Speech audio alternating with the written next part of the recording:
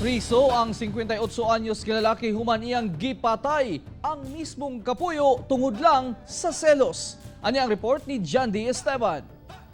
Sa mga amiga ni ate. Pasiluan ko rin sa kuna buwan. At tinuod ng basol ko. Igo na lang sa paghilak sa grabing pagmahay ang 58 anyos nga si Nemesio Modiquillo. Human iyang gipatay ang kapuyo sulod mismo sa ilahang balay sa Purok 10, Tibungco, Davao City.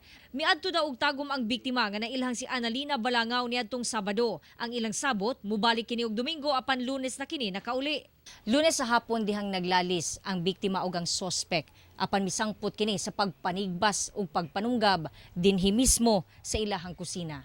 Sumala sa mga silingan, nadungog pa nila ang biktima nga nangayog tabang. Mayroon to gauyog ang balay. Nya, nisinggit tong babae nga tabang. Tagtaod wala, mingaw na. Nya, gaagas ng dugo diyaw. Aminado ang suspect nga nahimo ang krimen tungod sa selos. Matud pa, nakiguli sa siambana. Daghan na makay ang mga istorya. Lalain ang murag na dilim ang akong pananaw. Nipunit na ko og sundang. Pagkuman ako pagpunit og sundang, wala ako kay balog, gihapos ba nako to. Pero kay ang akong una-una, murag lain na magyug kayo. Pag abot yun ning suspect diri sa among station, ma'am, bali voluntary siya nga nag-surrender. Ang yan yung gisulti primero, ako yung giluba ni sir, ma'am, kay tungod daw sa iyang selos lagi. Gihaya karon ang biktima sa Santo Tomas, Davao del Norte.